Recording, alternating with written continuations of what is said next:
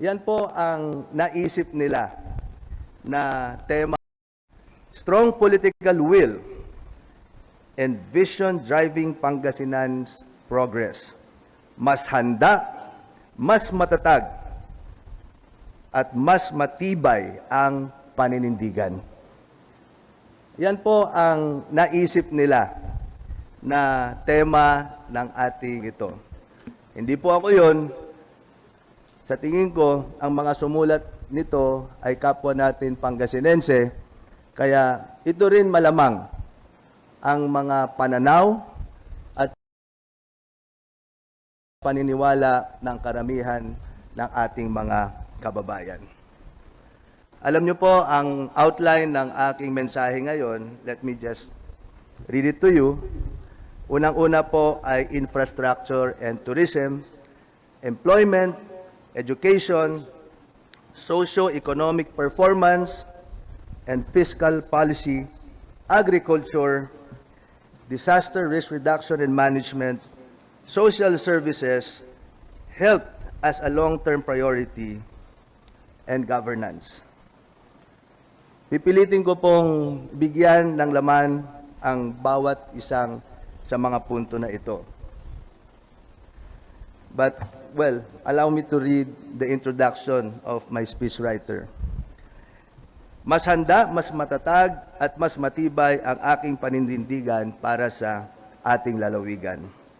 These words reflect our approach over the past year. Sa kabila ng iba't ibang ingay at maling impormasyon na kumakalat, pinili nating manatiling nakatuon sa ating determinasyon na makapagbigay ng mas abot kayang mga serbisyong nakasentro sa kabuuang kapakanan ng Pangasinense. Yung general welfare, yung pangkalahatang programa po ang binigyan natin ng pansin. Lalong-lalo na sa kalusugan at mga konkretong resulta ng ating mga programa para sa ating probinsya. Last year, Pangasinan was awarded as National Health Champion, isang prestigious na award na iginagawad ng Department of Health. I wanted to share that we have been very eager to pursue healthcare and medical programs because this is our key to becoming a premier province. Yun po ang ating vision, maging premier province. But how do we get there? Isa po sa mga programang kailangan nating pagtibayin ay ang programa patungkol sa kalusugan. Ayon po sa isang pag-aaral, para maging matatag at umunlad ang isang lipunan, mahalaga ang maayos na serbisyong panlipunan, lalo na ang dekalidad na healthcare at edukasyon. Sa mga lugar na maayos na sistemang ito, mas maayos din ang buhay ng kanilang mamamayan. On the other hand, kapag po kulang ang pondo at pansin sa edukasyon, sa kalusugan, at mga pangunahing serbisyo, nagdudulot ito ng matinding kahirapan at mababang kalidad ng pamumuhay.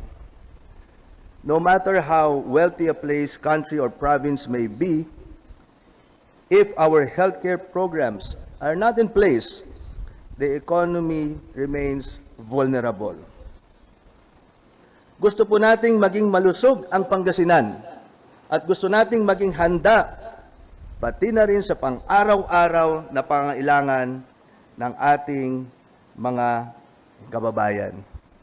Kaya naman po, sa aking pangalawang termino, mas isinulong po natin ang serbisyong medikal. Kasama na rin po niyan ang free hospitalization across all of our current 14 provincial hospitals at free education